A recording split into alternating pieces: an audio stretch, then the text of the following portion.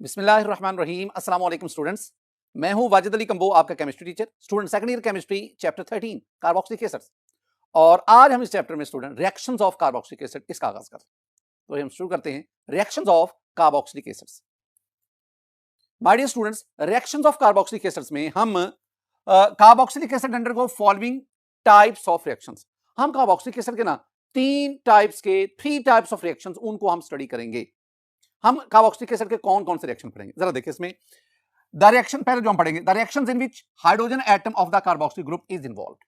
यानी पहले हम ऐसे रिएक्शंस पढ़ेंगे जिसमें कार्बोक्सिलिक ग्रुप का जो हाइड्रोजन है वो इन्वॉल्व है। यानी ये आपके पास आ गया carboxylic group C double bond और O और H। तो पहले जब ये कार्बोक्सिलिक ग्रुप आ गया, पहले जो हम कैटेगरी पढ़ेंगे उसमें कार्बोक्सिलिक ग्रुप का ये हाइड्रोजन एटम इन्वॉल्व होगा। ये हाइड्रोजन एटम का लॉस करेगा, जब लॉस करेगा as a proton it will act as an acid. यानी ये जो पहली टाइप की हम रिएक्शन स्टडी करेंगे ना, इसमें carboxylic acid they will act as an acid. इसमें कार्बोक्सिलिक एसिड बतौर एसिड के काम करेंगे। और आप जानते हैं एसिड की कुछ प्रॉपर्टीज। एसिड क्या प्रॉपर्टीज, ये भी पढ़ते हैं कि एसिड बेस से रिएक्शन करता है, साल्ट बनता है। एसिड कार्बोनेट बाइकार्बोनेट से रिएक्शन करते हैं, सॉल्ट बनता है।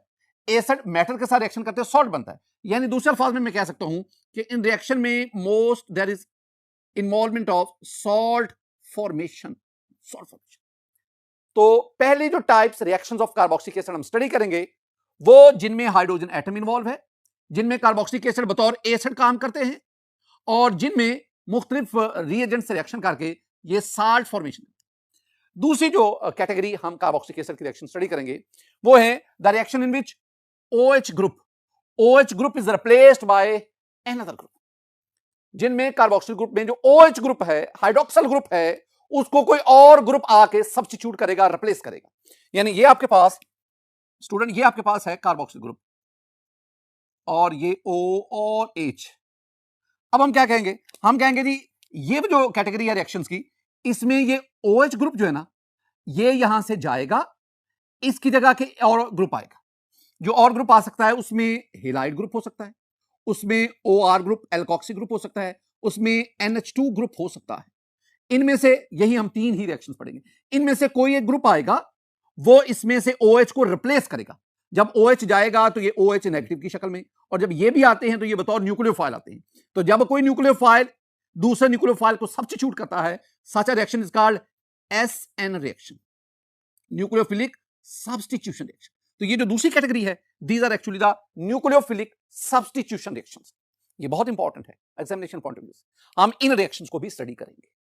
नंबर 3 पे the reactions involving hydroxyl group, I mean the reactions involving carboxylic group. ये मैं यहां पे इसको carboxylic group as a whole. यानी अब हम कैटेगरी क्या पढ़ेंगे, ऐसे रिएक्शन जिसमें ये कार्बोक्सिलिक ग्रुप मुकम्मल तौर पर रिएक्शन में इन्वॉल्व होता है। स्टूडेंट आज के इस लेक्चर में मैं इन तीनों कैटेगरीज में से ये जो पहली कैटेगरी है जिसमें कार्बोक्सिलिक एसिड का हाइड्रोजन एटम इन्वॉल्व होता है, मैं इसको डिस्कस करना चाहता हूं। जी स्टूडेंट, हमारे पास पहली कैटेगरी क्या है, reactions involving hydrogen atom of carboxyl group. इन ऐसे रिएक्शन जिसमें कार्बोक्सिल ग्रुप का हाइड्रोजन एटम इन्वॉल्व। पहले कुछ बातें, important points. My dear student, a carboxylic acid, this one is a carboxylic acid, may dissociate in water। जब आप इसको वाटर में डिसॉल्व करते हैं, it will dissociate to give a proton and a carboxylate ion। जब ये water में dissociate होगा, ये दोनों इलेक्ट्रॉन जो हैं ये ऑक्सीजन के पास चले गए, हाइड्रोजन प्रोटॉन बनकर यहां से रिलीज हुआ, H पॉजिटिव ये बना, और ये इसके ऊपर ये नेगेटिविटी है आपके पास R C double bond O negative. Student ये वाला जो है, this one is called carboxylate ion, and this one is called hydrogen ion, या this one is called proton. हम इसे हाइड्रोजन आयन भी कहते हैं, हाइड्रोजन आयन। अब आप जानते हैं कि वो स्पीशी जो प्रोटॉन डोनर हो, जो प्रोटॉन दे, वो एसिड कहलाती है। तो इसका मतलब है कि this carboxylic acid act as an acid because it furnish proton when dissolve in water. जब आप इसको पानी में डालेंगे तो ये प्रोटॉन देता है। प्रोटॉन देने की वजह से this one is called an acid. Yes, एक बात याद रखना, ये जो कार्बोक्सिलेट आयन है, जितना ये ज्यादा स्टेबल होगा, ये बात बुनियादी है, जितना ये ज्यादा स्टेबल होगा उतना ये रिएक्शन फॉरवर्ड जाएगा, और जितना ये रिएक्शन फॉरवर्ड जाएगा उतना ये ज्यादा प्रोटॉन देगा, और वो एसिड जो जितने ज्यादा प्रोटॉन देगा, जो जितना ज्यादा आयोनाइज होगा, वो स्ट्रॉन्ग एसिड होगा। एक और बात स्टूडेंट, ये पॉइंट जरा पहले सुनिएगा, फिर मैं इसकी वजाहत करता हूं। लिखा हुआ है कि although carboxylic acid are not strong as most mineral acid. ये जो कार्बोक्सिलिक एसिड है ना, these are called organic acids. Carboxylic acid ये ऑर्गेनिक एसिड है, ये मिनरल एसिड की तरह बहुत ज्यादा स्ट्रॉन्ग एसिड नहीं है। मैंने क्या कहा? Carboxylic acid are also called the organic acids, और ये जो मिनरल एसिड है इनकी तरह ये स्ट्रॉन्ग नहीं है। मैं कुछ वैल्यूज आपके सामने लाता हूं। माय डियर स्टूडेंट, याद रखना कि आज मैं ना एसिडिक स्ट्रेंथ को पीकेए के लिहाज से डिफाइन करूंगा। तो आप जानते हैं कि स्ट्रेंथ ऑफ एन एसिड यानी acidic strength inversely proportional to pK. जितनी पीके वैल्यू कम होगी उतनी एसिडिक स्ट्रेंथ ज्यादा होगी, उतनी एसिडिटी ज्यादा होगी। ये बात ज़हन में बिठानी। अब ना मेरे पास ये कुछ मिनरल एसिड हैं, ये HCl है, H2SO4 है, HI है, HBr है, HNO3 है। These are mineral acids. आप इन सब की पीके वैल्यू देखें, इन सब की पीके वैल्यू नेगेटिव में है, माइनस में है। इसका मतलब है इनकी पीके वैल्यू बहुत ही कम है, और बहुत कम होने की वजह से these are very strong acids. इसके बरक्स अगर आप कार्बोक्सिलिक एसिड की बात करें स्टूडेंट, कार्बोक्सिलिक एसिड की जो पीके वैल्यू है वो रफली 4 to 5 होती है। इसका मतलब है in organic in mineral acid की निस्बत जो कार्बोक्सिलिक एसिड है वो वीक एसिड है। अगर पीके वैल्यू ज्यादा होगी तो एसिडिक स्ट्रेंथ कम होगी, एसिडिटी कम होगी। इसका मतलब है कि carboxylic acids are much much weaker acid than the mineral acid. Mineral acid strong है क्योंकि उनकी पीके वैल्यू कम है, और कार्बोक्सिलिक एसिड वीक है उनकी निस्बत क्योंकि उनकी पीके वैल्यू ज्यादा है। लेकिन याद रखना, yet they are more acidic. ये जो कार्बोक्सिलिक एसिड है, carboxylic acids are more acidic than water and alcohols. लेकिन वाटर और अल्कोहल की निस्बत, अब वाटर की पीके आपको पता है कि वाटर की जो पीके वैल्यू है वो 15.7 है। मैं एसिटिक एसिड की बात करता हूं ना, CH3COOH acetic acid. Acetic acid की जो पीके वैल्यू स्टूडेंट है ना, पीके वैल्यू वो आपके पास है 4.74। इसका मतलब है एसिटिक एसिड की पीके वैल्यू 4.74 बहुत कम है। वाटर की पीके वैल्यू, वाटर की मैं बता रहा हूं 15.7 है, ज्यादा है। जिसकी पीके वैल्यू ज्यादा है वो वीक एसिड है, जिसकी पीके वैल्यू कम है वो स्ट्रॉन्ग एसिड है। इस तरह आप अल्कोहल्स की बात करो, अल्कोहल्स की जो पीके वैल्यू है अल्कोहल्स की वो 16 to 18 है, वाटर से भी कम है। जितनी की पीके वैल्यू कम होगी उतनी उसकी जितनी पीके वैल्यू कम होगी उतनी एसिडिटी ज्यादा होगी, और जितनी पीके वैल्यू ज्यादा होगी उतनी एसिडिटी कम होगी। मैं एक बात आपको बताता चलो स्टूडेंट, ये तो मैंने आपके साथ ये जो डाटा शेयर किया ना, एसिटिक एसिड की पीके वैल्यू, अल्कोहल्स की पीके वैल्यू, ये हमें क्या बताती है? हमें बताती है कि acetic acid is 10⁻11 times as strong acid as most of the acidic alcohol. ज्यादातर एसिडिक अल्कोहल से एसिटिक एसिड की जो एसिडिक स्ट्रेंथ है, जो एसिडिटी है, वो 10⁻11 टाइम्स ज्यादा है। लेकिन ये एसिटिक एसिड है, ये जो कार्बोक्सिलिक एसिड्स हैं, ये मिनरल एसिड से वीक एसिड्स होते हैं। माय डियर स्टूडेंट, मैं ना आगे मजीद पढ़ाने से पहले ना कोई 4-5 बहुत इंपॉर्टेंट पॉइंट्स आपके साथ शेयर करना चाहता हूं। ये जो मेरी बातें जो मैं आपके साथ शेयर करने जा रहा हूं, ये एंट्रेंस टेस्ट के लिहाज से बहुत इंपॉर्टेंट है। ये आपके एफएससी के जो एमसीक्यूज है या जो कॉन्सेप्चुअल क्वेश्चंस आएंगे उनके लिहाज से ये मेरी बातें बहुत बहुत इंपॉर्टेंट है। पहली बात माय डियर स्टूडेंट, आप ना ये एलिफैटिक मोनोकार्बोक्सिलिक एसिड है, ये सिंपल जो कार्बोक्सिलिक एसिड है, ये आपके पास फॉर्मिक एसिड है, एसिटिक एसिड है, प्रोपाइनिक एसिड है, butyric, valeric, caproic and so on. अब एक बात को नोट करें, आप ना इनमें जब आप फॉर्मिक से डेकेनोइक एसिड की तरफ जाते हैं, यानी कार्बोक्सिलिक एसिड कार्बन नंबर 1 से कार्बन नंबर 10 वाले की तरफ जाते हैं, तो इनमें हाइड्रोकार्बन यानी कार्बन चेन की लेंथ वो बढ़ती जा रही है। अब आप इनकी पीके वैल्यू देखें, फॉर्मिक एसिड की पीके वैल्यू 3.75, एसिटिक एसिड की पीके वैल्यू 4.75, यानी फॉर्मिक से जब आप एसिटिक एसिड की तरफ आते हैं तो पीके वैल्यू बढ़ रही है। पीके वैल्यू बढ़ने का मतलब है एसिडिटी कम हो रही है।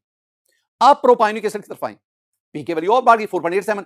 इसका मतलब क्या हुआ कि जैसे जैसे इन कार्बोक्सिलिक एसिड में आप ऊपर से नीचे आते हैं, कार्बन चेन की लेंथ बढ़ती है, पीके वैल्यू बढ़ती है, लेकिन एसिडिटी कम होती है।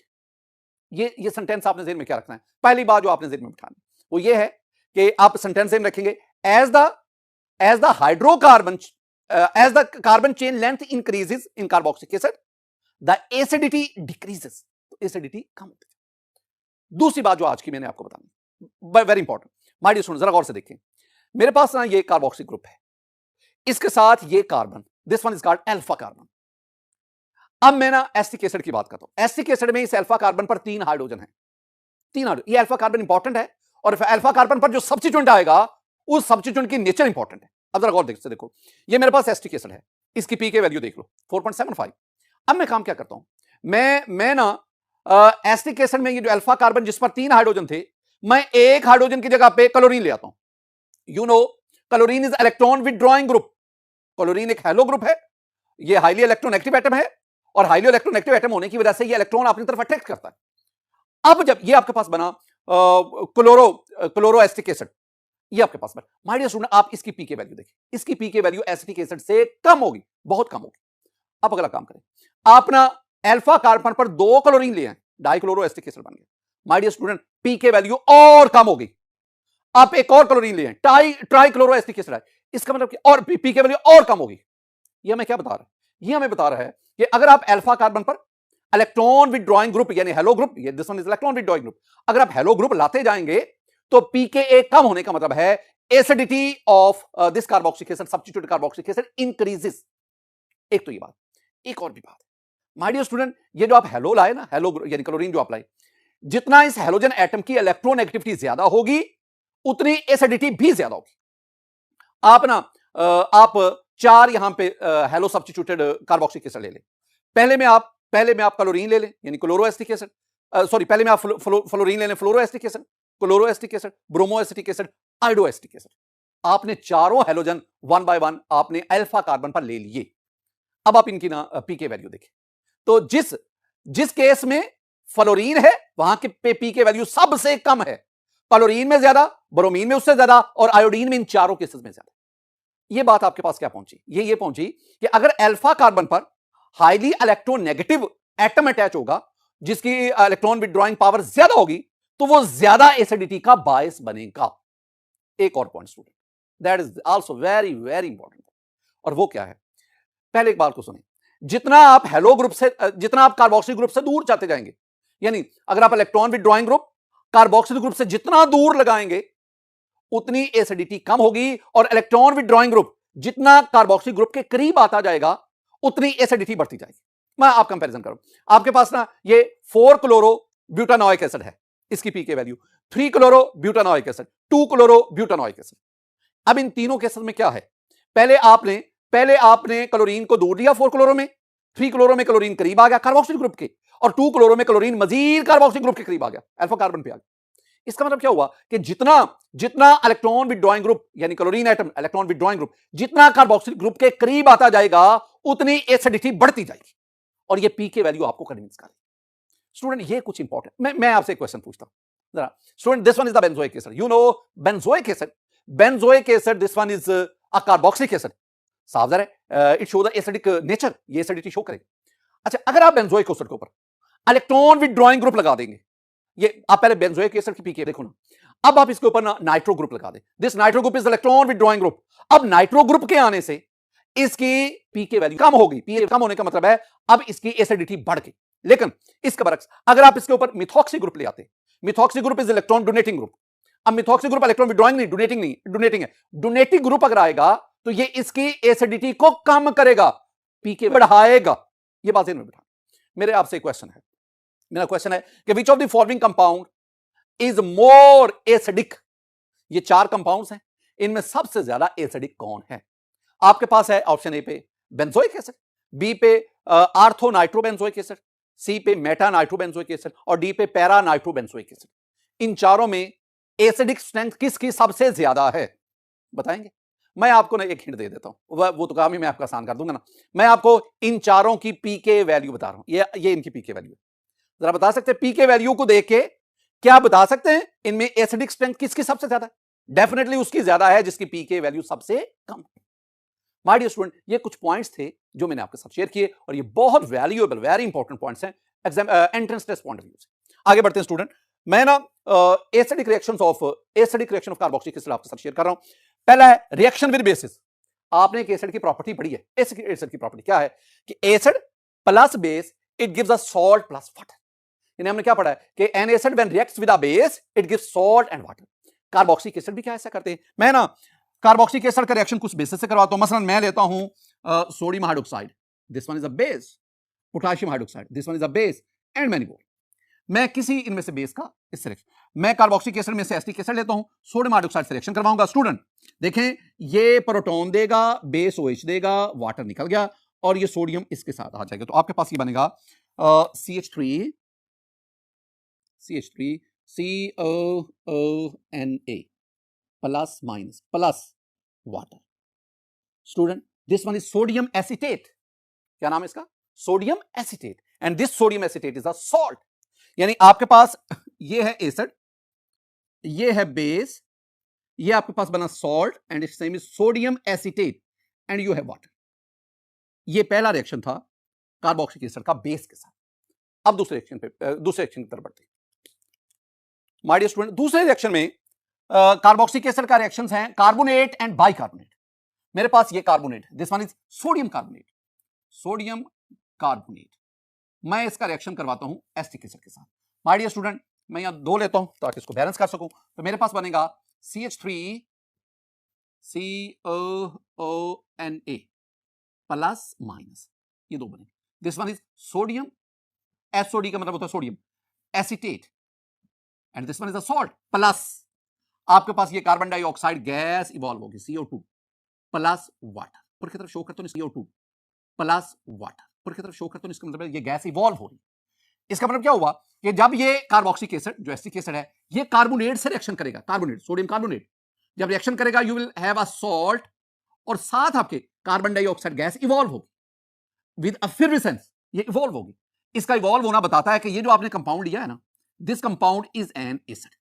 क्योंकि एसिड की प्रॉपर्टी में ये शामिल है कि जब कोई एसिड कार्बोनेट से रिएक्शन करता है तो ये कार्बन डाइऑक्साइड गैस इवॉल्व करता है। तो यहां कार्बन डाइऑक्साइड गैस जो है वो इवॉल्व, बिल्कुल इसी तरह ये था sodium carbonate and this one is sodium bicarbonate, bicarbonate. My dear student, आप इसे ना सोडियम हाइड्रोजन कार्बोनेट भी कहते हैं। पहले कार्बोनेट, अब क्या आ गया बाइकार्बोनेट। रिएक्शन किसके साथ? रिएक्शन कार्बोक्सिलिक एसिड के साथ। रिएक्शन जब होगा तो स्टूडेंट वही चीजें बनेंगी। आपके पास हासिल होगा CH3 COONA, this one is called sodium acetate. और मैंने क्या कहा कि this one is a salt, ये सॉल्ट है plus carbon dioxide gas evolve होगी और साथ वाटर, यानी वही रिएक्टेंट वही प्रोडक्ट है जो ऊपर वाले। आपने यहां पे समझना क्या? समझना यह है कि जब कार्बोक्सिलिक एसिड सोडियम का कार्बोनेट या बाइकार्बोनेट के साथ रिएक्शन करेगा, जब कोई एसिड, ये एसिड है, जब कोई एसिड कार्बोनेट या बाइकार्बोनेट के साथ रिएक्शन करेगा वो कार्बन डाइऑक्साइड गैस इवॉल्व करेगा। This one is also basic property of an acid और यही प्रॉपर्टी यहां पे कार्बोक्सिलिक एसिड भी पूरी कर रहा है। ये जो मैंने 2 रिएक्शन आपके सामने लिखे ना, बहुत इंपॉर्टेंट पॉइंट। ये दोनों रिएक्शन जो है ना, these are used as a test for detection of carboxylic acid. यानी कि कार्बोक्सिलिक एसिड की डिटेक्शन के लिए बतौर टेस्ट इस्तेमाल होते हैं। ये बात याद रखनी है। Carboxylic acids are organic acids, उनकी डिटेक्शन के लिए आप ये टेस्ट करते हैं। हम आगे बढ़ते हैं। रिएक्शंस विद मेटल्स, एक और अहम पॉइंट। मैं ना कुछ रिएक्टिव मेटल्स की बात करता हूं। Student, we have a few reactive metals. Reactive metal student आपके पास ना है, आप ले लो sodium, potassium, calcium, magnesium, zinc वगैरह वगैरह। These are reactive metals. तो कार्बोक्सिलिक एसिड इन रिएक्टिव मेटल्स के साथ रिएक्ट करके हाइड्रोजन गैस इवॉल्व करता है, हाइड्रोजन गैस। तो देखो आपके पास ये आ गया CH3, ये भी 2 लेना पड़ेगा और ये भी 2 लेना पड़ेगा। CH3 COONA, सोडियम एसीटेट, बार बार लिख रहा हूं। This sodium acetate, this sodium acetate is a salt plus H2 hydrogen. ये जब आप 2 लेते हैं ना, 2, इस 2 में ये साफ ज़ाहिर है कि हाइड्रोजन भी 2 होंगे, वो दोनों हाइड्रोजन आपस में मिलकर H2 बना देंगे। ये यहां से निकल जाएगा, इसकी जगह पे ये सोडियम आ जाएगा, इस तरह ये इतना हिस्सा मिलकर क्या बना देगा सोडियम। और ये जो H2 है इसके साथ ये मैं एरो शो कर रहा हूं। आप स्टूडेंट बताएंगे ये एरो बताता है कि ये हाइड्रोजन गैस और ये यहां से इवॉल्व। ये मैंने स्टूडेंट आपको 3 मुख्तलिफ किस्म के रिएक्शन बताए। मैंने आपको रिएक्शन पढ़ाया बेस के साथ, कार्बोक्सिलिक एसिड का बेस के साथ, इसमें सॉल्ट बना। मैंने आपको रिएक्शन बताया कार्बोक्सिलिक एसिड का कार्बोनेट बाइकार्बोनेट के साथ, इसमें भी सॉल्ट बना। मैंने आपको रिएक्शन बताया कार्बोक्सिलिक एसिड का मेटल के साथ, इसमें भी क्या बना? सॉल्ट बना। लेकिन सॉल्ट के साथ साथ जो दीगर चीजें बन रही हैं, जो दीगर प्रोडक्ट्स हैं, उनको भी ध्यान में रखें। और वो इंपॉर्टेंट क्या है? कार्बोनेट और बाइकार्बोनेट के साथ जब रिएक्शन होगा तो कार्बन डाइऑक्साइड गैस बनेगी और जब मेटल के साथ कोई एसिड रिएक्शन करता है तो hydrogen gas evolve. My dear student, ये जो मैंने आपको रिएक्शन बताए ना, मैं आपको ये एक्सपेरिमेंटली भी समझाता हूं, जरा देखिए। माय डियर स्टूडेंट, मेरे पास ना ये 4 राउंड बॉटम फ्लास्क हैं, ये बड़े साइज की RBF राउंड बॉटम फ्लास्क, ये 4। पहले इनमें ना आप पानी ले लें, तो थोड़ा थोड़ा इसमें पानी ले लें। अब आपने काम क्या करना है? आपने ये जो पहली RBF है राउंड बॉटम फ्लास्क है, आपने इसमें थोड़ी सी मिकदार में सोडियम कार्बोनेट डालना है। ये सोडियम कार्बोनेट आपने डाल दिया। ये जो सेकंड वन है, आपने इसमें सोडियम बाइकार्बोनेट डालना है। अब ये जो थर्ड वन है, इसमें आपने सोडियम हाइड्रोक्साइड जो आपके पास सॉलिड फॉर्म में है, आपने इसमें सोडियम हाइड्रोक्साइड को लेना है। और ये जो फोर्थ वन है, इस राउंड बॉटम फ्लास्क में स्टूडेंट आपने मैग्नीशियम मेटल, उसकी थोड़ी सी मिकदार आपने इसमें डाल दी। अब आपने काम क्या करना है, आपने इनमें ये स्टिरर की मदद से, पहली और दूसरी जो फ्लास्क में स्टिरर की मदद से तो अच्छी तरह हिला लें। इसमें भी आपने सोडियम हाइड्रोक्साइड इसको वाटर के अंदर मिक्स करना है। और ये लास्ट वाली जिसमें आपने मैग्नीशियम को पानी में डाला, इसको भी आप अच्छी तरह हिला लें। ये अब आपके पास ये 4 मुख्तलिफ कंपाउंड्स के एक्वस सॉल्यूशन बन गए। अब ये अपना इस बीकर में आप एसिटिक एसिड ले लें, जो कि कार्बोक्सिलिक एसिड है, और कार्बोक्सिलिक एसिड फैमिली का ये रिप्रेजेंटेटिव है। अच्छा, अब आपने एसिटिक एसिड का मजीद इस्तेमाल से पहले काम करना है। आपने एक बीकर में ये पानी ले लेना है।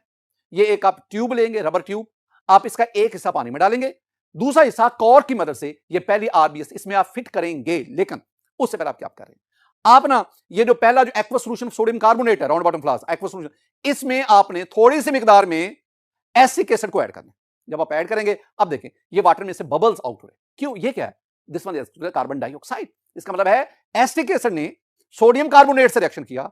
मैं ये इक्वेशन लिख रहा हूं, एसिटिक एसिड इसने सोडियम कार्बोनेट से रिएक्शन किया, आपके पास ये सोडियम एसीटेट के साथ कार्बन डाइऑक्साइड बनी और वाटर बना। कार्बन डाइऑक्साइड गैस की इवॉल्व। यही काम आप एसिटिक एसिड की थोड़ी सी मिकदार ये सेकंड राउंड वाटर फ्लास्क जिसमें एक्वस सॉल्यूशन सोडियम बाइकार्बोनेट है, इसमें आप ऐड करें।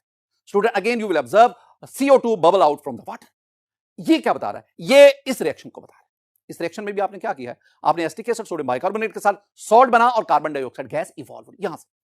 अब ये जो तीसरी राउंड बॉटम फ्लास्क जिसमें आपने एक्वस सॉल्यूशन सोडियम हाइड्रोक्साइड लिया हुआ है, आप इसमें एसिटिक एसिड डालें। जब आप डालेंगे, किसी किस्म की कोई कार्बन डाइऑक्साइड गैस इवॉल्व नहीं हुई। क्योंकि रिएक्शन क्या है, acetic acid plus NaOH after reaction salt plus water, यहां तो कोई गैस इवॉल्व हो ही नहीं रही। ये लास्ट वन जिसमें आपने मैग्नीशियम को वाटर में डिसॉल्व किया हुआ। अब आपने काम क्या करना है, आप इसमें एसिटिक एसिड की थोड़ी सी मिकदार डालें। स्टूडेंट देखिए, ये वाटर में से ये बबल्स बन रहे हैं, क्या ये कार्बन डाइऑक्साइड है? आंसर है नो, ये कार्बन डाइऑक्साइड नहीं है। ये क्या है? ये हाइड्रोजन गैस है। लुक एट दिस इक्वेशन, आपने एसिटिक एसिड प्लस मैग्नीशियम, आपके पास ये सॉल्ट बना और साथ ही साथ H2 गैस इवॉल्व। ये मैंने आपको वेरियस रिएक्शन जो बताए हैं my dear student, these reaction confirms that carboxylic acid behaves as an acid, और इन तमाम रिएक्शंस में कार्बोक्सिलिक एसिड का H इन्वॉल्व होता है। माय डियर स्टूडेंट, आज के इस लेक्चर में हमने कार्बोक्सिलिक एसिड के रिएक्शंस का आगाज किया। हम कार्बोक्सिलिक एसिड के 3 तरह के रिएक्शन स्टडी करेंगे, उसमें जो पहली टाइप्स है आज हम उसको डिटेल से डिस्कस करेंगे। मेरी दुआ है कि अल्लाह ताला आप पर अपना फजल फरमाए।